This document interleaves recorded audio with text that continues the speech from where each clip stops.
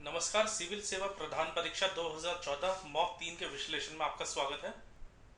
सबसे पहले नजर डालते हैं प्रश्न पत्र के खंडवार विश्लेषण पे, जो इस प्रकार है कि जो आर्थिक विकास का विषय है उसमें कुल 13 प्रश्न पूछे गए हैं 10 अंकों के, और एक प्रश्न पूछा गया है 5 अंक का। इस प्रकार कुल अंक 135 होंगे इसके। विज्ञान एवं प्रौद्योगिकी से 3 प्रश्न पूछे गए हैं जो 10 अंकों के थे, तथा 3 प्रश्न पूछे गए हैं जो 5 अंकों के थे। इस प्रकार कुल अंक इस विषय के 45 होंगे। जैव विविधता एवं पर्यावरण से 5 प्रश्न पूछे गए हैं, जिसमें प्रत्येक प्रश्न 10 अंकों का था। इस प्रकार कुल अंक 50 होंगे उसके। आंतरिक सुरक्षा प्रबंधन पर एक प्रश्न पूछा गया है जो 10 अंकों का था, यानी कि कुल अंक उसके 10 होंगे। आपदा प्रबंधन से भी एक प्रश्न पूछा गया है जो 10 अंकों का है। इस प्रकार उसका कुल अंक 10 होंगे, और इस प्रकार कुल जो प्रश्न होंगे 23 प्रश्न होंगे 10 अंकों के, और 4 5 अंकों के होंगे। इस तरह कुल अंक होंगे 250। देखते हैं पहला प्रश्न। समावेशी विकास की रणनीति को ध्यान में रखते हुए प्रधानमंत्री जन धन योजना नाम से वित्तीय समावेशन की एक नई योजना लागू की गई है। इसके समुचित क्रियान्वयन में आने वाली संभावित चुनौतियों की विवेचना कीजिए। तो जैसा कि आप देख सकते हैं, हाल फिलहाल बहुत चर्चा में है ये योजना। इसके उत्तर का जो स्वरूप होगा कुछ इस प्रकार होगा कि वित्तीय समावेशन की महत्वाकांक्षी योजना प्रधानमंत्री जन धन योजना की प्रारंभिक सफलता के बावजूद भी कुछ आशंकाएं हैं। इस योजना के अंतर्गत बिना पैसा जमा किए खाता खोला जा सकता है। इसके अलावा जनधन योजना में बैंकों को सुरक्षा के उपायों को अपनाने की भी आवश्यकता होगी। इसके अलावा ग्राम स्तर पर उन लोगों की पहचान करने के लिए एक सर्वेक्षण की भी आवश्यकता होगी जिनकी वित्तीय सेवाओं तक पहुंच नहीं है, ताकि व्यक्तियों को फर्जी खाते खोलने से रोका जा सके। मूलतः यह तर्क दिया जा रहा है कि निम्नलिखित कारणों से योजना द्वारा बैंकों पर अनुचित वित्तीय बोझ नहीं पड़ेगा। इस योजना के अंतर्गत खोले गए चालू और बचत खातों में जमा होने वाली धनराशि से बैंकों के कारोबार में वृद्धि होगी। वर्तमान में दुर्घटना बीमा योजना रुपे डेबिट कार्ड का हिस्सा है, और यह भारतीय राष्ट्रीय भुगतान निगम का हिस्सा है, जो कार्ड द्वारा किए जाने वाले लेन देनों से उत्पन्न राजस्व से प्रीमियम का भुगतान करता है। बीमे के भुगतान के लिए बैंकों पर कोई बोझ नहीं होगा। 6 माह तक खाते का समुचित संचालन करने के बाद ही 5,000 तक की ओवरड्राफ्ट सुविधा प्रदान की जाएगी। इस प्रकार के खातों में चूक के लिए ऋण गारंटी निधि को भी इस योजना के तहत शामिल किया गया है। अगला प्रश्न देखते हैं। त्वरित गति से मंजूरी के नाम पर प्राकृतिक संसाधनों के अत्यधिक दोहन से केवल भविष्य निराशाजनक होगा। इसने विकास तथा पर्यावरण साधारणीयता के सामंजस्य को किस प्रकार प्रभावित किया है, इसका विश्लेषण कीजिए। इसका उत्तर इस प्रकार होगा कि आर्थिक विकास के लिए परियोजनाओं की त्वरित मंजूरी के कारण प्राकृतिक पर्यावरण के लिए संकट उत्पन्न हो गया है। विकास परियोजनाओं से संबंधित निर्णय प्राय 2 मानदंडों, तकनीकी संभाव्यता तथा लाभप्रदता पर आधारित होते हैं। औद्योगिक परियोजनाओं की त्वरित मंजूरी से उत्पन्न होने वाला पर्यावरणीय संकट आर्थिक विकास दर में गिरावट की अपेक्षा अधिक विनाशकारी है, और यह ऐसे भविष्य की ओर ले जाएगा जहां समृद्ध विकास की अपेक्षा प्राकृतिक संसाधनों का संरक्षण बहुत कम होगा। प्रदूषण नियंत्रण के उपायों के प्रति अनभिज्ञता, पर्यावरणीय गुणवत्ता में ह्रास तथा मानव जनसंख्या में तीव्र वृद्धि ने पर्यावरणीय समस्याओं को जन्म दिया है, जिससे न केवल वनस्पतियों, पशुओं तथा मनुष्य के जीवन के लिए संकट उत्पन्न हुआ है, बल्कि पृथ्वी का प्राकृतिक तंत्र भी अत्यधिक जटिल हो गया है। विभिन्न परियोजनाओं के लगभग 140 प्रस्तावों को त्वरित मंजूरी दी गई है, और पर्यावरण मंत्रालय के जेनेटिक इंजीनियरिंग मूल्यांकन समिति के समक्ष लंबित 70 प्रस्तावों के संबंध में भी पारदर्शिता का अभाव है। मंजूर की गई कई परियोजनाएं वन्य जीव अभ्यारण्य, तथा राष्ट्रीय पार्कों के निकट पारिस्थितिकीय संवेदी क्षेत्रों में स्थित है। इससे पारिस्थितिकीय निचय तथा वन्य प्रजातियों के लिए संकट उत्पन्न हो सकता है। भारत सरकार ने पर्यावरण संरक्षण से संबंधित 5 कानूनों की समीक्षा करने के लिए एक समिति का गठन किया है। यह वर्तमान प्रावधानों की कठोरता को कम करेगी तथा संधारणीय आर्थिक प्रगति तथा विकास के लिए ऐसी नीतियों, विनियमों तथा प्रोत्साहनों की आवश्यकता है जो लोगों को पर्यावरण के अनुकूल व्यवहार करने के लिए प्रेरित करे। अगला प्रश्न देखते हैं। प्रश्न संख्या 3। किसी देश का बढ़ता हुआ चालू खाता का घाटा उस देश के विदेशी मुद्रा भंडार और अंतरराष्ट्रीय बाजार में उस देश की मुद्रा के मूल्य दोनों के लिए हानिकारक होता है। भारत का उदाहरण देते हुए विवेचना कीजिए कि भारत के चालू खाता के बढ़ते हुए घाटे ने किस प्रकार इसकी अर्थव्यवस्था पर प्रतिकूल प्रभाव डाला। इसका उत्तर निम्न प्रकार होगा कि विदेशी मुद्रा के अंतर्प्रवाह और बहिर्प्रवाह के बीच अंतर चालू खाता घाटा कहलाता है और यह निर्यात की तुलना में आयात अधिक होने पर उत्पन्न होता है। हाल ही के वर्षों में भारत का घाटा बढ़ता जा रहा है जो इसकी आर्थिक स्थिति के लिए खतरा बनता जा रहा है। चालू खाते के घाटे में वृद्धि होने से देश के विदेशी मुद्रा भंडार और इसकी मुद्रा के मूल्य में कमी आती है। पिछले कुछ वर्षों में एशिया में भारतीय रुपए का प्रदर्शन सबसे खराब रहा। चालू खाते के घाटे को नियंत्रित करने और मुद्रा के मूल्य में वृद्धि करने के प्रयास में केंद्रीय बैंक ने पिछले कुछ वर्षों में अनेक कदम उठाए हैं। इसमें सोने के आयात पर आयात शुल्क में वृद्धि करना शामिल है जो घाटे का सबसे बड़ा कारक है। भारतीय रिजर्व बैंक के अनुसार दूसरे तिमाही में सोने के आयात में बहुत अधिक गिरावट आई है जबकि निर्यात में होने वाली वृद्धि ने भी घाटे को कम करने में सहायता की। अंतर्राष्ट्रीय बाजार में तेल के मूल्य में वृद्धि भारत की विस्तृत अर्थव्यवस्था के लिए अति संवेदनशीलता का स्रोत रही है। जीवाश्म ईंधन के उच्च अंतर्राष्ट्रीय मूल्य के कारण इसके आयात में अधिक लागत आती है जिसे या तो उपभोक्ता को वहन करना पड़ता है या अधिक सब्सिडी देनी पड़ती है जिसके कारण वित्तीय स्थिति प्रभावित होती है। अगला प्रश्न देखते हैं। प्रश्न संख्या 4। मध्य पूर्व में हिंसक संघर्ष जिसने उर्वर अर्धचंद्र को संकट में डाल दिया है कि अप्रत्यक्ष परिणाम स्वरूप भविष्य में करोड़ों लोग भूखमरी का सामना करेंगे। टिप्पणी कीजिए। इसका उत्तर इस प्रकार होगा कि मध्य पूर्व में समाप्त न होते लग रहे युद्धों के कारण उर्वर अर्धचंद्र के अस्तित्व के लिए संकट उत्पन्न हो गया है। उर्वर अर्धचंद्र हाल ही में संयुक्त राष्ट्र खाद्य एवं कृषि संगठन तथा बर्मिंघम स्कूल ऑफ बायोसाइंस विश्वविद्यालय द्वारा की गई नई पहल के कारण समाचारों में था। पहल ने खुलासा किया कि मध्य पूर्व में जारी हिंसा के अप्रत्यक्ष परिणाम स्वरूप भविष्य में करोड़ों लोग भुखमरी का सामना कर सकते हैं। मध्य पूर्व में नए प्रकार के खाद्यों के लिए आवश्यक वन्य कृषि पादपों का सर्वाधिक घनत्व पाया जाता है। इसमें से कई पादप प्रजातियां गृह युद्धों के चलते संकटग्रस्त हो गई हैं।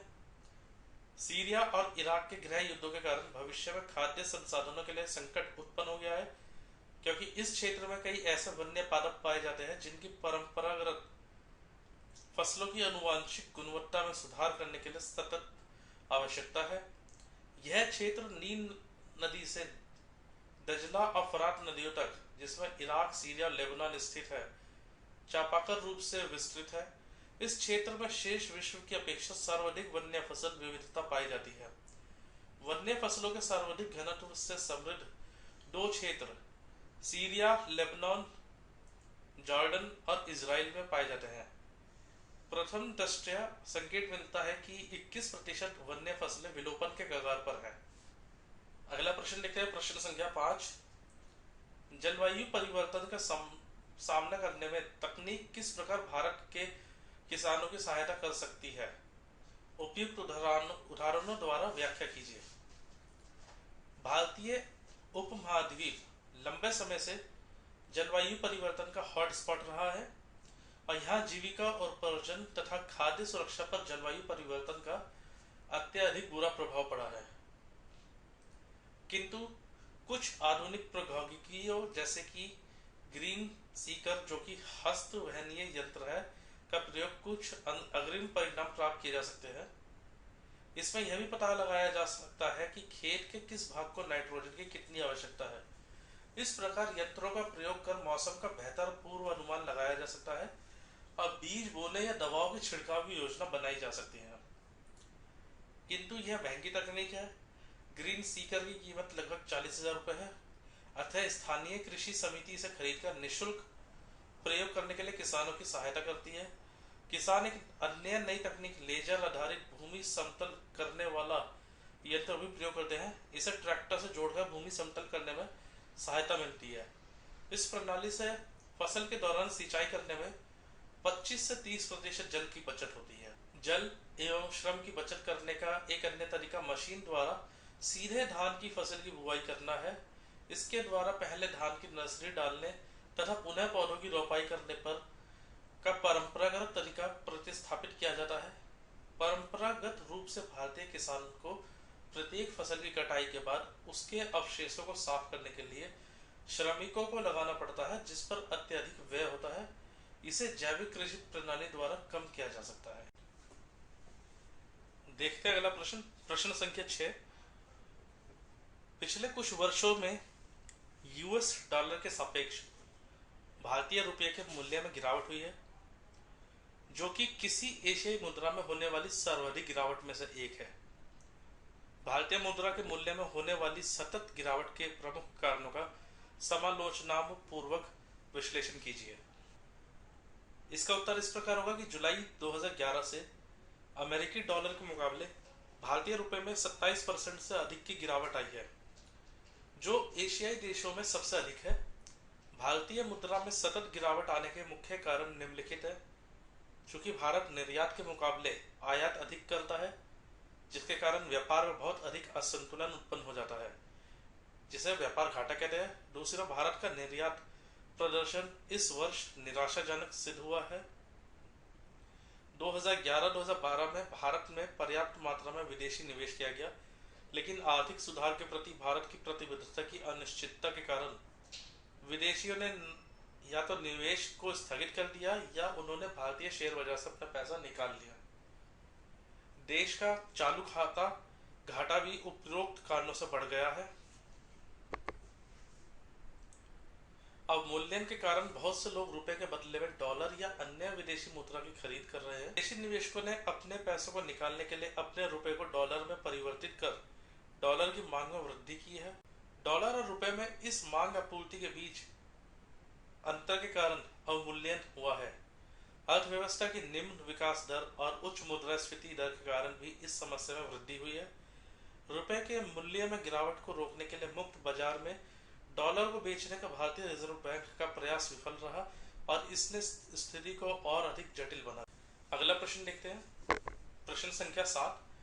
अन्य विकासशील देशों की तरह भारत में भी कुपोषण परस्पर संबंधित कारकों की श्रृंखला का परिणाम है। भारत में कुपोषण से संबंधित मामलों से निपटने के लिए वर्तमान में लागू नीतियों को पुनर्निर्धारण तथा क्रियान्वयन के लिए नीतिगत हस्तक्षेप की अविलंब आवश्यकता की विवेचना कीजिए। इसका उत्तर इस प्रकार होगा कि यूनिसेफ की एक रिपोर्ट के अनुसार कुपोषण उप सहारा अफ्रीका की तुलना में भारत में अधिक है। विश्व में प्रत्येक 3 कुपोषित बच्चों में से एक भारत में रहता है। पिछले एक दशक में अपनी उल्लेखनीय आर्थिक वृद्धि के बावजूद कुपोषण को कम करने में भारत की प्रगति जरूरत से ज्यादा धीमी रही है। कुपोषण को कम करने के लिए सबसे जरूरी नीति में परिवर्तन करना, जिसमें मात्रात्मक विस्तार, मौजूदा कार्यक्रमों और नीतियों के क्रियान्वयन को मजबूत बनाने और लक्ष्य में सुधार करना, विश्लेषणात्मक और निगरानी क्षमता का निर्माण और यह सुनिश्चित करना कि कार्यक्रम और नीतियां गरीबी और कुपोषण के लिए प्रभावशाली हैं तथा वे महिलाओं की स्थिति में सुधार लाने पर बल देते हैं आदि शामिल है। जिन राज्यों में कुपोषण की स्थिति सबसे ज्यादा है वहां विशेष ध्यान देने की जरूरत है। भारत में पोषण और सुरक्षा तंत्र के कई कार्यक्रम हैं, जैसे एकीकृत बाल विकास सेवाएं जो अभी भी सुदूर ग्रामीण क्षेत्रों से दूर है, मध्याह्न भोजन कार्यक्रम जो केवल भोजन उपलब्ध कराता है न कि संतुलित पौष्टिक भोजन प्रदान करता है, सार्वजनिक वितरण प्रणाली जो भ्रष्टाचार के लिए कुख्यात है, सामुदायिक जनसेवा कार्यक्रम जो अपेक्षा की तुलना में कम प्रभावी है, राष्ट्रीय वृद्धावस्था पेंशन कार्यक्रम और अन्नपूर्णा कार्यक्रम जो आवश्यक मात्रा में लाभार्थियों की आवश्यकताओं को पूर्ण नहीं करते हैं। इन सभी कार्यक्रमों में क्षमता है, किंतु इनके उद्देश्यों की पूर्ति के लिए धरातल स्तर पर इनको पुनः नियोजित और उचित क्रियान्वयन जारी की आवश्यकता है। अगला प्रश्न देखते हैं, प्रश्न संख्या 8। महात्मा गांधी राष्ट्रीय ग्रामीण रोजगार गारंटी अधिनियम की प्राय निम्न गुणवत्ता वाली परिसंपत्तियों के सृजन के लिए आलोचना की जाती है, फिर भी भारत के वित्तीय वर्ष 2014-15 के लिए केंद्रीय बजट में मनरेगा के प्रति विश्वास प्रकट किया गया है। इसका उत्तर इस प्रकार होगा। महात्मा गांधी राष्ट्रीय ग्रामीण रोजगार गारंटी अधिनियम 2005 एक श्रम कानून और सामाजिक सुरक्षा उपाय है, जिसका लक्ष्य काम करने के अधिकार की गारंटी है। भ्रष्टाचार और चोरी से संबंधित सभी आलोचनाओं के बावजूद मनरेगा ने वास्तव में वितरण प्रणाली की कमजोरियों पर ध्यान आकर्षित किया है। यद्यपि इसकी उपलब्धियां कई राज्यों में असमान है, भले ही इसके क्रियान्वयन के लिए जॉब कार्ड उचित प्रकार से जारी किए जा रहे हैं, इसकी पहचान करने और सार्थकता को बताने की आवश्यकता है। इसने देश भर में ग्रामीण मजदूरी में वृद्धि करने, कमजोर वर्गों का सशक्तिकरण करने और प्राकृतिक संसाधन के प्रबंधन के सुधार में योगदान दिया है, जबकि क्रियान्वयन राज्यों और जिलों में असमान तथा अपूर्ण बना हुआ है। कुछ साक्ष्य जो इसके योगदान को बताते हैं, सभी जगह ग्रामीण मजदूरी को बढ़ा दिया है, गहन क्षेत्रों से परंपरागत प्रवास क्षेत्रों से प्रवास को कम किया है, बंजर क्षेत्रों का कृषि के लिए उपयोग किया गया है, कमजोर वर्ग को सशक्त बनाने और उनकी पहचान और मोल भाव की शक्ति को पहचानने की नई भावना विकसित किया है। इस प्रकार सामाजिक सुरक्षा, आजीविका सुरक्षा और लोकतांत्रिक शासन पर इसके प्रभाव के द्वारा यह ग्रामीण भारत में समावेशी विकास के लिए एक शक्तिशाली साधन बन गया है। इन तथ्यों को ध्यान में रखते हुए सरकार ने राष्ट्र के समग्र विकास के लिए केंद्रीय बजट 2014-15 में इस योजना के लिए 34,000 करोड़ रुपए आवंटित किया है। देखते हैं अगला प्रश्न, प्रश्न संख्या 9 का ए भाग है। भारत में पोलियो उन्मूलन के संदर्भ में वैश्विक प्रतिरक्षण कार्यक्रम पर एक लघु लेख लिखिए। भारत का वैश्विक प्रतिरक्षण कार्यक्रम प्रयोग किए गए टीकों, लाभार्थियों की संख्या, आयोजित किए गए प्रतिरक्षण सत्रों, भौगोलिक विस्तार तथा आच्छादित किए गए क्षेत्रों की विविधता के आधार पर विश्व के सबसे बड़े कार्यक्रमों में से एक है। इस कार्यक्रम के अंतर्गत निम्नलिखित बीमारियों के विरुद्ध टीकाकरण किया जा रहा है: डिप्थीरिया, काली खांसी, टिटनस, पोलियो, टीबी, खसरा, हेपेटाइटिस बी और जैपनीज इंसेफ्लाइटिस, हीमोफीलिया, इन्फ्लुएंजा द्वारा कारिड, मेनिंजाइटिस और न्यूमोनिया। भारत में पिछले लगभग 3 वर्षों के दौरान पोलियो का एक भी नया मामला दर्ज नहीं किया गया। वर्ष 2012 में भारत को पोलियो प्रभावित देशों की सूची से हटा दिया गया था। भारत को 27 मार्च 2014 को विश्व स्वास्थ्य संगठन द्वारा आधिकारिक रूप से पोलियो मुक्त घोषित कर दिया गया। ये प्रश्न संख्या 9 का दूसरा भाग है, बी भाग। 20वीं शताब्दी प्रतिजैविकों की थी, 21वीं शताब्दी प्रतिजैविक रोधियों की होगी। टिप्पणी कीजिए। 20वीं शताब्दी प्रतिजैविकों की थी, 21वीं शताब्दी प्रतिजैविक रोधियों की होगी। टिप्पणी कीजिए। 20वीं शताब्दी को प्रतिजैविकों का युग कहा जाता था, किंतु वैश्विक स्तर पर सूक्ष्म जैविकों की प्रतिरोध क्षमता के बारे में किए गए सर्वे पर विश्व स्वास्थ्य संगठन की रिपोर्ट 2014 के अनुसार प्रतिजैविकों की प्रतिरोध क्षमता निकट भविष्य में निष्प्रभावी हो जाएगी। अविलंब समन्वित कार्रवाई के अभाव में विश्व उत्तर प्रतिजैविक युग की ओर अग्रसर है, जबकि सामान्य संक्रमण तथा छोटे घाव से जिनका दशकों तक आसानी से उपचार हो जाता था, पुनः लोगों की मृत्यु होने लगेगी। कई देशों में प्रमेह तीसरी पीढ़ी के सेफालोस्पोरिन का अंतिम रूप से उपचार करने वाली दवा का असफल होना पुष्ट हो चुका है। यही हाल अंतिम चरण के रूप में प्रसिद्ध कार्बापेनेम का है। ई कोली द्वारा मूल तंत्र में कारित संक्रमण के उपचार के लिए प्रयोग की जाने वाली दवा फ्लूरोक्विनोलोन्स के विरुद्ध प्रतिरोध सामान्य घटना हो गई है। अगला प्रश्न, प्रश्न संख्या 10। भारतीय अर्थव्यवस्था में हाल ही के दिनों में प्रतिचक्रीय नीति का दौर खत्म हुआ है। विवेचना कीजिए कि भारतीय अर्थव्यवस्था को अल्पकाल में पुनः पटरी पर लाने के लिए कौन से उपाय किए जाने चाहिए। इसके उत्तर को देखते हैं। भारतीय अर्थव्यवस्था की विकास दर को अल्प अवधि में पटरी पर लाने के बारे में स्पष्ट रूप से कहा जा सकता है कि उच्च मुद्रास्फीति तथा बजट घाटे के कारण नई सरकार के पास शिथिल पड़ी अर्थव्यवस्था की विकास दर को बढ़ाने के लिए बहुत सीमित विकल्प है। इसका अभिप्राय है कि एशिया की तीसरी सबसे बड़ी अर्थव्यवस्था को विकास उन्मुख करने के लिए तथा रोजगार उत्पन्न करने के लिए एकमात्र विकल्प लौह अयस्क तथा कोयला खनन जैसे क्षेत्रों में विलंबित परियोजनाओं को शीघ्रता से पूरा करना है।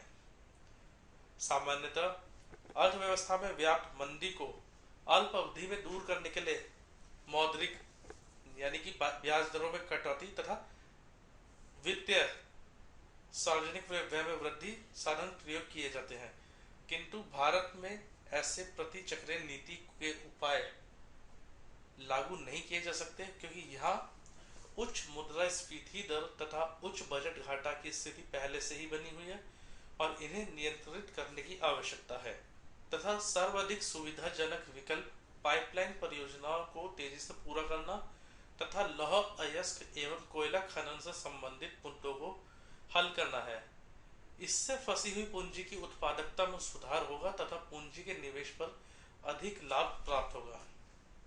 आगामी कुछ महीनों में भारत द्वारा आर्थिक तथा वित्तीय नीतियों में की जाने वाली पहल का देश की सॉवरेन क्रेडिट रेटिंग पर उल्लेखनीय प्रभाव पड़ा है। देखते हैं अगला प्रश्न, प्रश्न संख्या 6।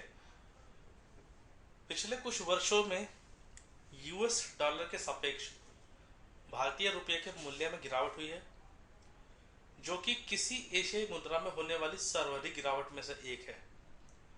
भारतीय मुद्रा के मूल्य में होने वाली सतत गिरावट के प्रमुख कारणों का समालोचनापूर्वक विश्लेषण कीजिए।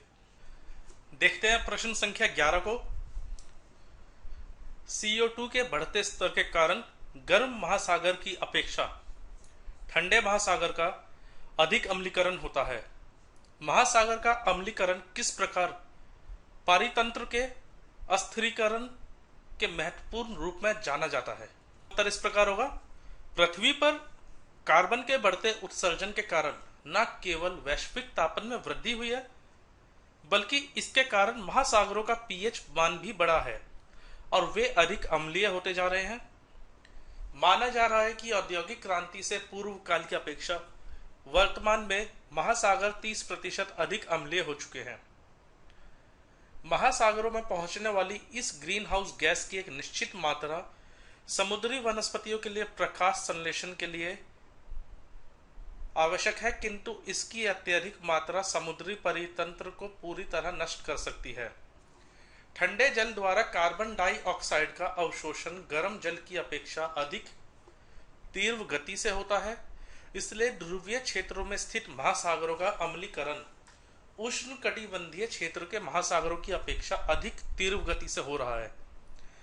ऐसे क्षेत्र जहां अन्य कारक जैसे प्रदूषण, अम्ल वर्षा या पोषक तत्वों के कारण पहले से ही समुद्री पर्यावरण पर नकारात्मक प्रभाव पड़ रहा है, वहां महासागरों के अम्लीकरण का प्रभाव अधिक तीव्र हो जाता है। कुछ समुद्री क्षेत्र में जहां अम्लीयता का स्तर अधिक होता है, वहां मोलस्क तथा अन्य शेल निर्माण करने वाले जीवों के शेल जल में घुल जाते हैं।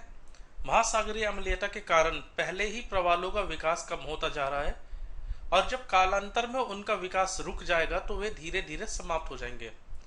रिपोर्टों के अनुसार यदि महासागरों की अम्लीयता में वृद्धि को नियंत्रित नहीं किया गया तो सन 2050 तक प्रवाल विलुप्त हो जाएंगे। अगला प्रश्न देखते हैं, प्रश्न संख्या 12। जैव चिकित्सा अपशिष्टों का फेंका जाना खतरनाक आयाम धारण करता जा रहा है और यदि इसका समुचित उपाय नहीं किया गया तो इसके कारण कई रोगों का प्रसार हो सकता है। विवेचना कीजिए।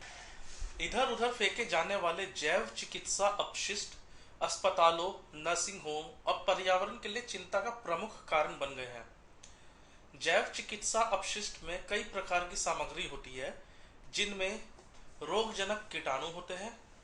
अन्य सामग्री जैसे सजीव टीका, प्रयोगशाला नमूने, संबंधित नमूने शरीर में छिद्र करने, चीरा लगाने या खरोच लगाने के लिए प्रयुक्त सुइयां, या नश्वर तथा मनुष्य या पशुओं के शरीर के द्रव्य हो सकते हैं। यदि इन अपशिष्टों का समुचित निस्तारण के बिना अधिवासीय क्षेत्रों के पास फेंका जाए तो ये जल आपूर्ति स्रोतों में मिश्रित हो सकते हैं। इन अपशिष्टों में कूड़ा बीनने वाले तथा नगर पालिकाओं के सफाई कर्मियों को संक्रमण का अत्यधिक खतरा रहता है। खतरनाक अपशिष्टों को जहां ये उत्पन्न होते हैं वहीं पर जैसे रोगी देखभाल केंद्र, निदान केंद्र, ऑपरेशन थिएटर, प्रसव कक्ष, चिकित्सा कक्ष आदि सावधानी पूर्वक पृथक कर लिया जाना चाहिए तथा उनका समुचित निस्तारण किया जाना चाहिए। लोगों को जैव चिकित्सा अपशिष्टों को इधर उधर फेंकने के खतरनाक परिणामों के बारे में जागरूक करने के लिए अभियान चलाया जाना चाहिए।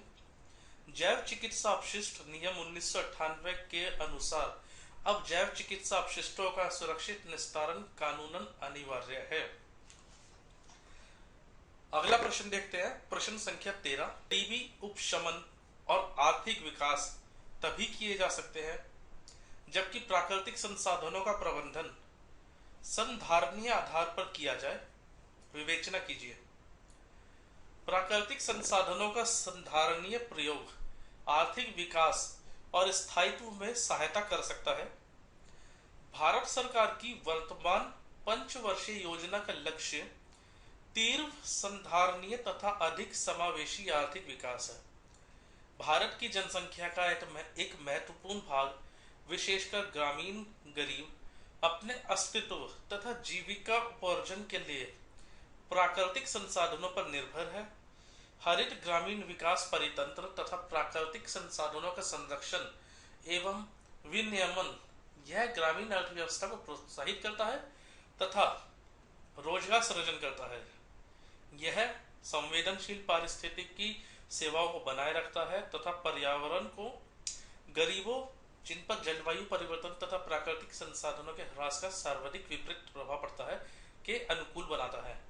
परितंत्र से संबंधित वस्तुएं एवं सेवाएं कृषि, पशुपालन तथा लकड़ी से इतर अन्य वन उत्पादों के लिए आवश्यक है। वे सुरक्षित पेयजल तथा स्वास्थ्य के लिए आवश्यक है। भारत में गरीबी उन्मूलन, रोजगार सृजन, अवसंरचना विकास तथा सामाजिक सुरक्षा के लिए कई कार्यक्रम लागू किए गए हैं। हरित विकास विभिन्न ग्रामीण विकास कार्यक्रमों के अंतर्गत प्राकृतिक संसाधनों के संरक्षण के लिए एक सुव्यवस्थित प्रयास है। इसके साथ नियोजन तथा प्रबंधन को सम्मिलित करते हुए सतत गरीबी उन्मूलन तथा प्राकृतिक संसाधनों के समुचित प्रयोग के लक्ष्य को प्राप्त करने की अत्यधिक संभावना है। अगला प्रश्न देखते हैं, प्रश्न संख्या 14। औद्योगिक नीति 1956 ने भारतीय अर्थव्यवस्था को काफी हद तक कृषीय अर्थव्यवस्था से औद्योगिक अर्थव्यवस्था में रूपांतरित कर दिया। स्पष्ट कीजिए। औद्योगिक नीति 1956 विकास के महालनोबिस मॉडल पर आधारित थी, जिसने सुझाव दिया कि भारी उद्योगों पर जोर देने के परिणाम स्वरूप अर्थव्यवस्था विकास के दीर्घ अवधिक पथ पर अग्रसर होगी। यह राष्ट्रीय हित में आवश्यक समायोजन तथा परिवर्तन करने के लिए पर्याप्त नम्य थी। इसने औद्योगिक विकास के लिए निम्नलिखित दिशा निर्देश प्रस्तुत किए। निम्न औद्योगिकृत क्षेत्रों का औद्योगिक विकास करके और क्षेत्रीय असमानता को दूर करना, सार्वजनिक क्षेत्र का विस्तार, तीव्र औद्योगिक विकास प्राप्त करने के लिए सरकार की वृहद स्तर पर भागीदारी सुनिश्चित करने के लिए किया गया, जिससे आर्थिक शक्ति के केंद्रीकरण को रोकने के लिए तथा लोगों को पूंजीवादी शोषण से बचाने के लिए समाजवादी आर्थिक प्रतिदर्श लागू किया जा सके। भारी तथा आधारभूत उद्योगों का विकास करके सार्वजनिक क्षेत्र ने आधारभूत सुविधाएं तथा पूंजीगत उद्योगों के माध्यम से ऐसे वातावरण का निर्माण किया जिसमें निजी क्षेत्र के उद्योग विकास कर सकते थे तथा फल फूल सकते थे। वृहद औद्योगिक प्रगति जैसे कि इस्पात संयंत्रों तथा भारी इंजीनियरिंग उद्योगों की स्थापना ने भारतीय अर्थव्यवस्था को कृषि अर्थव्यवस्था से औद्योगिक अर्थव्यवस्था में रूपांतरित कर दिया। हरित क्रांति के कारण किसानों की क्रय शक्ति बढ़ी और कृषि तथा उद्योगों के बीच पारस्परिक निर्भरता का निर्माण हुआ। इस नीति ने सार्वजनिक तथा निजी क्षेत्रों के बीच प्रतिस्पर्धा की अपेक्षा सहयोगी दृष्टिकोण प्रस्तुत किया। अगला प्रश्न देखते हैं, प्रश्न संख्या 15। यद्यपि भारत में समृद्ध सांस्कृतिक विरासत तथा जातीय विविधता है, फिर भी इसके पड़ोसी देशों में बढ़ती कट्टरता इसके सामाजिक सद्भाव तथा आंतरिक सुरक्षा के लिए चिंता का कारण बन चुकी है। समालोचना पूर्वक विश्लेषण कीजिए कि भारत बहुलतावादी देश है, अतः इसके पड़ोसी देशों में बढ़ती कट्टरता भारत की आंतरिक सुरक्षा तथा सामाजिक सद्भाव के लिए चिंता का कारण बन गई है। भारत की सुरक्षा ऐतिहासिक, भौगोलिक तथा जननांकीय कारणों से दक्षिण एशिया में होने वाली घटनाओं से प्रभावित होती है। समय के साथ साझा औपनिवेशिक अनुभव के कारण दक्षिण एशियाई देशों की हितों की एकता तथा सहभागीदारी विलुप्त हो चुकी है। उप महाद्वीप में बहुलतावादी लोकतांत्रिक सरकारों तथा एकात्मक गैर बहुलतावादी सरकारों के कारण असंतुलन तथा तनाव और अधिक बढ़ा है। ऐसी स्थिति में दक्षिण एशियाई मामलों में क्षेत्र के बाहर की शक्तियां हस्तक्षेप करने लगी हैं। परिणाम स्वरूप क्षेत्रीय स्थिति तथा अंतर क्षेत्रीय संबंध अधिक जटिल हो गए हैं। कई पड़ोसी देशों में राजनीतिक अस्थिरता के कारण आंतरिक अशांति उत्पन्न हो गई है, जिसके कारण घुसपैठ का खतरा बढ़ गया है। किसी एक कारक की अपेक्षा विविधीकृत स्वरूप के दुरुपयोग के कारण सामाजिक एकता में कमी, सांस्कृतिक अस्तित्व के लिए असुरक्षा, अपने रूढ़िवादी स्वरूप में सांप्रदायिकता का पुनरुत्थान, प्रजातीय तथा उपमहाद्वीप एवं राष्ट्रीय समुदाय में दूरी बढ़ी है। राजनीतिक लाभ प्राप्त करने के लिए क्षेत्रीय व्यवस्था को विकृत कर दिया गया है। देखते हैं प्रश्न संख्या 16। क्या हमने उत्तराखंड, लद्दाख और हाल ही में जम्मू और कश्मीर में आई प्राकृतिक आपदाओं से सबक लिया? भविष्य में आने वाली प्राकृतिक आपदाओं से निपटने तथा राहत पहुंचाने के लिए तैयारी का क्या स्तर होना चाहिए? इसका उत्तर इस प्रकार है कि विगत वर्षों में हिमालय में बार बार आने वाली बाढ़ देश में आने वाली सबसे बड़ी आपदाओं में से एक है। हाल ही में जम्मू और कश्मीर में आई बाढ़, जिसने राज्य में भयानक तबाही मचाई, ने एक बार फिर सिद्ध किया कि भारत का आपदा चेतावनी तंत्र तथा आपदा से निपटने एवं राहत पहुंचाने की प्रणाली पर्याप्त समर्थ नहीं है। यद्यपि यह कहा जा सकता है कि होने वाली जन धन की हानि जलवायवीय आपदा का परिणाम है, किंतु फिर भी हाल के वर्षों में अति मौसमी दशाएं जैसे कि बादल का फटना और भारी वर्षा प्राय घटने लगी हैं। वर्ष 2005 में मुंबई तथा वर्ष 2010 में लेह में ऐसा हुआ। ऐसी आपदाओं से निपटने के लिए तैयारी आवश्यक है। पूर्व चेतावनी तंत्र की खामियां स्पष्ट हुई क्योंकि स्थानीय लोगों को कोई पूर्व सूचना नहीं दी गई। ये सभी आपदाएं प्रकृति के अस्थिर तथा अप्रत्याशित विनाशकारी स्वभाव तथा उसके निर्मम प्रहार का सामना करने में मनुष्य की असहायता की ओर संकेत करती है। यद्यपि हम किसी प्राकृतिक आपदा के समय तथा तीव्रता का पूर्व अनुमान नहीं कर सकते हैं, किंतु हम प्रभावित लोगों तथा महत्वपूर्ण परिसंपत्तियों को बचाने के लिए बेहतर तैयारी कर सकते हैं। जलवायु परिवर्तन, जल तथा आपदा प्रबंधन के मुद्दे को राष्ट्रीय तथा राज्यों के रणनीतिक नियोजन में महत्वपूर्ण स्थान दिया जाना अभी बाकी है। अगला प्रश्न देखते हैं, प्रश्न संख्या 17। मिश्रित अर्थव्यवस्था अहस्तक्षेप की नीति के समर्थक पूंजीवाद तथा संसाधनों पर राजकीय नियंत्रण के समर्थक समाजवाद के बीच का मध्यम मार्ग है। मिश्रित अर्थव्यवस्था की विशेषताओं को स्पष्ट कीजिए। इंग्लैंड तथा शेष विश्व में औद्योगिक क्रांति अहस्तक्षेप नीति, जिसके अंतर्गत राज्य आर्थिक मामलों में हस्तक्षेप नहीं करता है, की समर्थक पूंजीवादी व्यवस्था द्वारा की गई, किंतु परवर्ती काल में विशेषकर प्रथम विश्व युद्ध के बाद आई आर्थिक महामंदी के दौरान अहस्तक्षेप की नीति राष्ट्रीय आर्थिक तंत्रों को नियमित करने में असफल रही। कालांतर में कई देशों द्वारा अहस्तक्षेप की नीति तथा अर्थव्यवस्था पर राज्य के सर्वाधिकारवादी नियंत्रण के चरम प्रभावों से बचने के लिए मिश्रित अर्थव्यवस्था की नीति को अपनाया। मिश्रित अर्थव्यवस्था की प्रमुख विशेषताएं निम्नलिखित हैं। मिश्रित अर्थव्यवस्था की सर्वाधिक महत्वपूर्ण विशेषता आर्थिक नियोजन है। इसमें भली भांति स्थापित नियोजन तंत्र होता है। नियोजन अल्पकालिक या दीर्घकालिक हो सकता है। इसके अंतर्गत निजी क्षेत्र के उद्यमों को की अनुमति होती है। फिर भी राज्य विभिन्न मौद्रिक तथा वित्तीय उपायों द्वारा निजी क्षेत्र पर विधिवत नियंत्रण रखता है।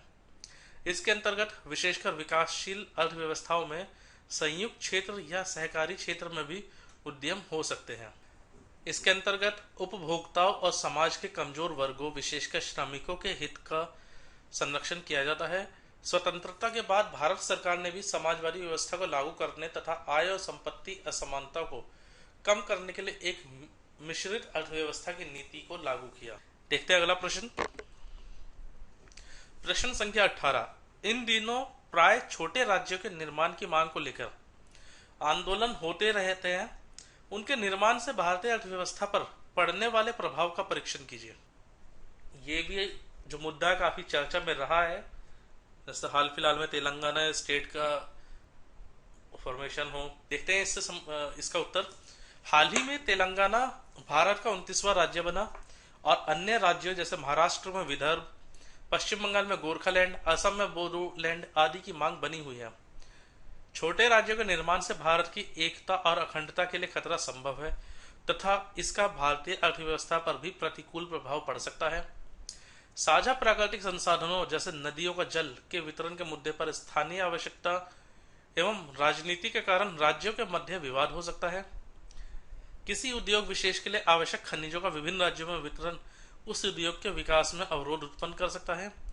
नवनिर्मित राज्य विकास के नाम पर केंद्रीय सरकार से अधिक आर्थिक सहायता की मांग करते हैं, जिससे केंद्र सरकार पर बोझ पड़ता है।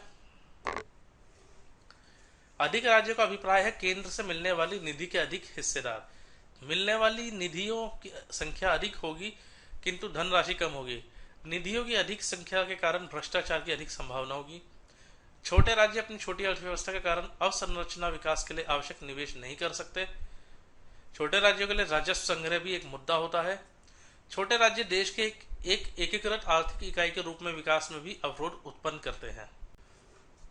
देखते हैं प्रश्न संख्या 19 को। इसका पहला पार्ट देखते हैं। पहला भाग ए भाग है, आंख के कैंसर की विकिरण द्वारा चिकित्सा पर एक लघु लेख लिखिए। परंपरागत चिकित्सा जिसमें रोगी को बचाने के लिए ट्यूमर ग्रसित आंखें निकालनी पड़ती है के विपरीत विकिरण द्वारा सफलतापूर्वक आंख एवं दृष्टि क्षमता को बनाए रखते हैं वे चिकित्सा की जाती है। बार्क द्वारा विकसित बार्क I-125 ऑक्यूप्रोस्टासीड आंख कैंसर के दो दुर्लभ प्रारूपों रेटिनोब्लास्टोमा तथा मांस ग्रंथि मेलानोमा के उपचार के लिए एक आदर्श विकल्प है। चूंकि आयोडीन 125 I-125 की अर्धायु लगभग 60 दिन होती है, अतः वैज्ञानिकों के पास इसे बार्क की प्रयोगशाला से देश में विभिन्न चिकित्सा केंद्रों तक पहुंचाने के लिए पर्याप्त समय रहता है। विशेषज्ञ कंप्यूटराइज्ड टोमोग्राफी या मैग्नेटिक रेजोनेंस इमेजिंग प्रोड्यूसर द्वारा मरीज की प्रभावित आंख का प्रतिरूप तैयार करते हैं। वे अल्ट्रासाउंड का प्रयोग करके ट्यूमर को आंख की स्वस्थ कोशिकाओं जैसे कि दृश्य संवेदी तंत्र, आंख का केंद्र आदि से पृथक चिन्हित कर विकिरण द्वारा उपचार करते हैं। देखते हैं प्रश्न संख्या 19 का दूसरा भाग बी भाग। संक्षेप में विवेचना कीजिए कि भारत सहस्त्राब्दी विकास लक्ष्य के 5वें लक्ष्य को किस प्रकार प्राप्त कर सकता है। सहस्त्राब्दी विकास लक्ष्य यानी मिलेनियम डेवलपमेंट गोल पर संयुक्त राष्ट्र की रिपोर्ट के अनुसार भारत अभी भी गरीबी, शिशु और मातृ मृत्यु जैसी समस्याओं से जूझ रहा है और 2015 की समय सीमा तक इन असमानताओं को खत्म करने के लिए सतत प्रयास की आवश्यकता है। पूरे विश्व में हुई प्रगति के बावजूद भी भारत में मातृ मृत्यु अनुपात पर अभी तक ध्यान नहीं दिया गया है। विभिन्न देशों के बीच मातृ मृत्यु दर के बीच अत्यधिक अंतर पर प्रकाश डालते हुए रिपोर्ट में कहा गया है कि पूरे विश्व में होने वाली मातृ मृत्यु में से 1/3 मृत्यु 2 देशों में होती है, भारत और नाइजीरिया। उचित सफाई और स्वच्छता से बेहतर परिणाम प्राप्त हो सकते हैं। इसके लिए भारत को संचयी दृष्टिकोण पर अधिक ध्यान केंद्रित करना होगा। अगला प्रश्न देखते हैं, प्रश्न संख्या 20। खाद्य प्रसंस्करण उद्योग को कृषि का विस्तारित चरण माना जाता है। इस उद्योग का व्यापक विकास भारत की सामाजिक एवं भौतिक दोनों अवसंरचना में सुधार कर सकता है। टिप्पणी कीजिए।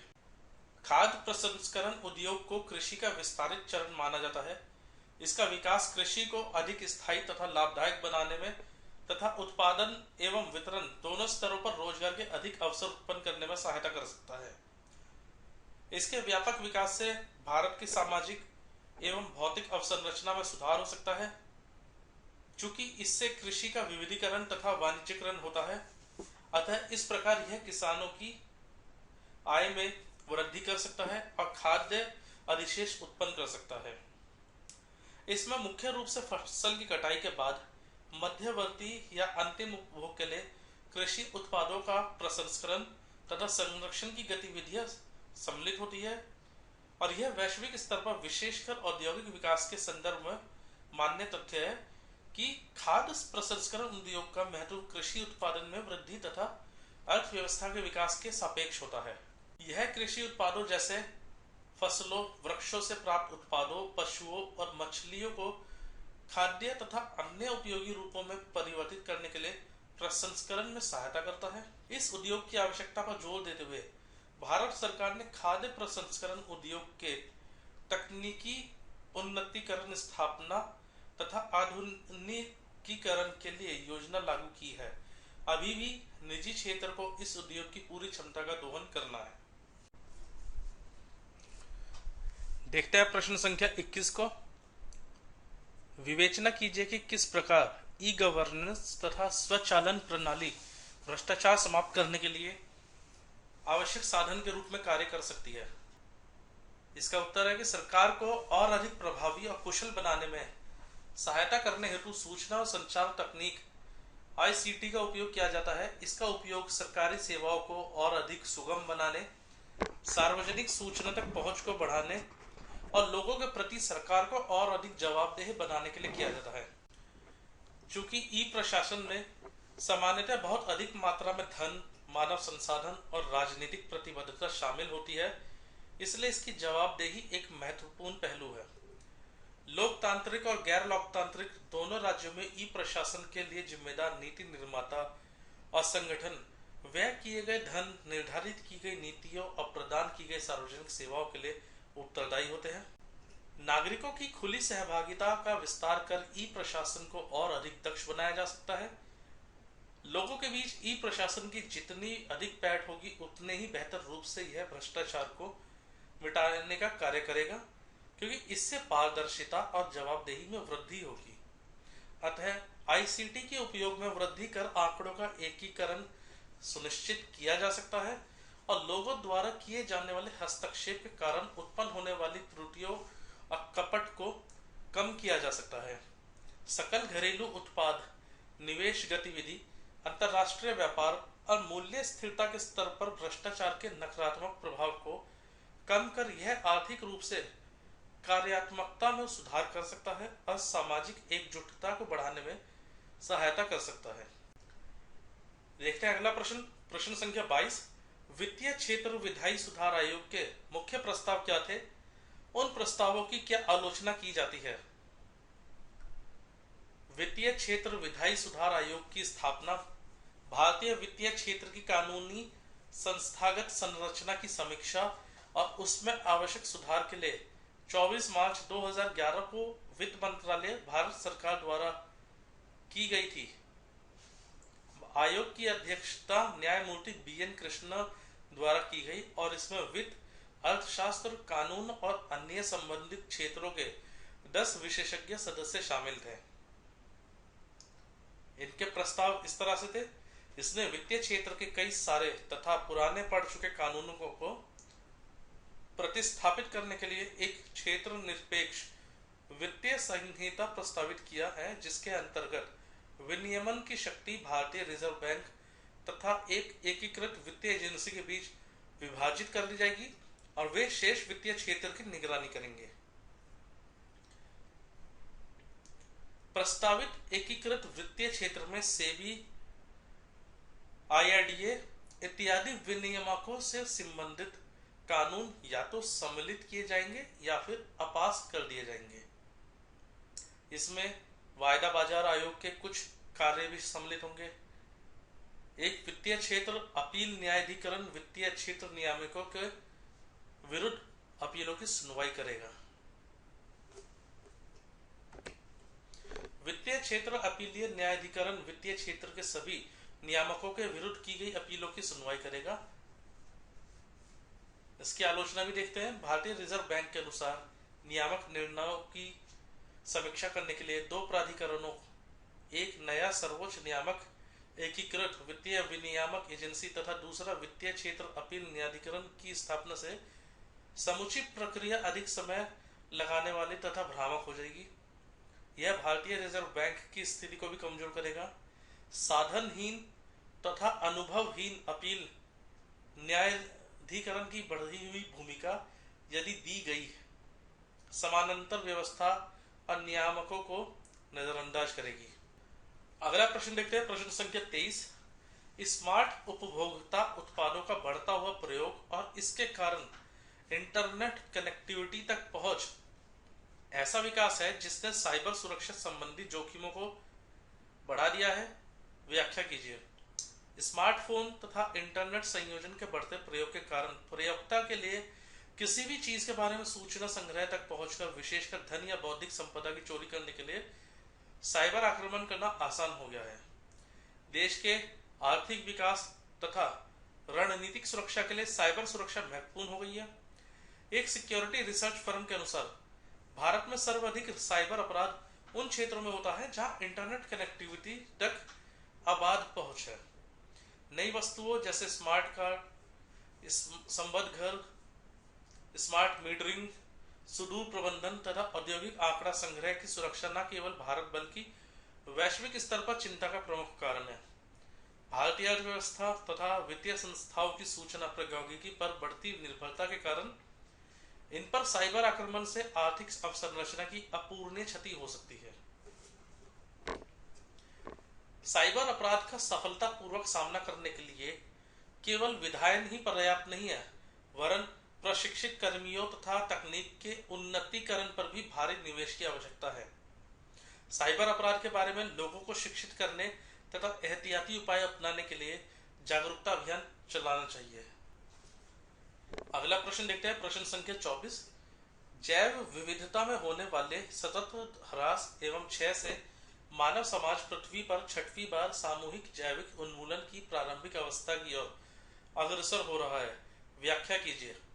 पिछली शताब्दी के दौरान कई प्रजातियां विलुप्त हो गई। वैज्ञानिकों ने चेतावनी दी है कि जैव विविधता के अनावृत ह्रास एवं क्षय के कारण मानव समुदाय पृथ्वी पर छठवीं बार सामूहिक जैविक उन्मूलन की प्रारंभिक अवस्था की ओर अग्रसर हो रहा है। सन 1500 के बाद से पृथ्वी पर पाए जाने वाले 320 से भी अधिक कशेरुकी विलुप्त हो चुके हैं। बची हुई प्रजातियों की आबादी में प्राय 25% का ह्रास हो चुका है। पूर्व में हुए उन्मूलन या तो प्राकृतिक ग्रहित रूपांतरण के कारण हुए थे या फिर विनाशकारी उल्कापात के कारण, किंतु वर्तमान उन्मूलन मानवीय गतिविधियों के कारण होगा जो नृजातीय विलोपन की ओर अग्रसर है।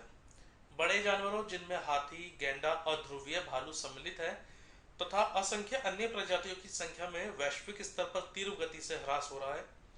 यह पूर्व में हुए जैविक उन्मूलन की ही तरह है। इसके परिणाम स्वरूप कृंतक जानवरों की संख्या बढ़ जाएगी और साथ ही इन जानवरों द्वारा वहन किए जाने वाले रोग उत्पन्न करने वाले परजीवियों की संख्या बढ़ जाएगी।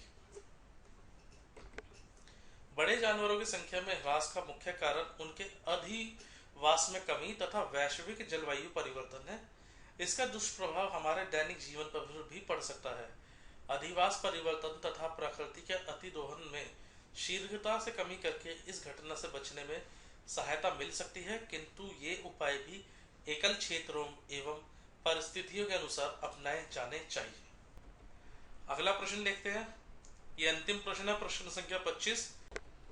व्याख्या कीजिए कि किस प्रकार बड़े उद्योगों की अपेक्षा लघु उद्योग स्थानीय लोगों के बड़े पैमाने पर रोजगार के अवसर प्रदान कर आर्थिक विकास को प्रोत्साहित करते हैं और अर्थव्यवस्था को स्थिरता प्रदान करते हैं। इसका उत्तर है लघु उद्योग भारतीय अर्थव्यवस्था की प्रगति में बहुत योगदान देते हैं और भविष्य में अर्थव्यवस्था के विकास के लिए भी उनके पास बहुत अधिक सामर्थ्य है। श्रम प्रधान होने के कारण वे बड़े पैमाने पर रोजगार के अवसर उपलब्ध कराते हैं। यह भारत जैसे देश के लिए महत्वपूर्ण है जो एक श्रम अधिशेष अर्थव्यवस्था है और जहां श्रम दर में प्रति वर्ष बहुत अधिक तेजी से वृद्धि हो रही है। बड़े उद्योगों की तुलना में यह एक निश्चित उत्पादन के लिए अधिक श्रमिक नियुक्त करते हैं। औद्योगिक क्षेत्र में कुल रोजगार का लगभग 80% रोजगार लघु उद्योग द्वारा प्रदान किया जाता है। ये उद्योग ग्रामीण और अर्ध शहरी क्षेत्रों में विभिन्न प्रकार के रोजगार प्रदान करते हैं। बहुत कम पूंजी और संसाधनों द्वारा इन्हें देश में कहीं भी स्थापित किया जा सकता है। छोटे किसान और कृषि श्रमिक कृषि क्षेत्र से संबंधित अपने कार्यों के अलावा लघु और सूक्ष्म उद्योगों के साथ भी जुड़ सकते हैं। ये उद्योग ग्रामीण कारीगरों, महिलाओं और पिछड़े वर्ग के गरीबों को अंशकालिक और स्थायी रोजगार भी प्रदान करते हैं। बहुत से लघु उद्योग कच्चे माल के लिए स्थानीय रूप से उपलब्ध वस्तुओं पर निर्भर रहते हैं और यह इन वस्तुओं के उत्पादन के संदर्भ में अधिक रोजगार का सृजन करता है। इन उद्योगों को बढ़ावा देने से यह संभव है कि हम अपने कारीगरों को विरासत में मिले कौशलों को संरक्षित कर पाए जो अन्यथा इसी के साथ ये विश्लेषण समाप्त होता है। आपका दिन शुभ हो और अगले मॉक के लिए आपको शुभकामनाएं।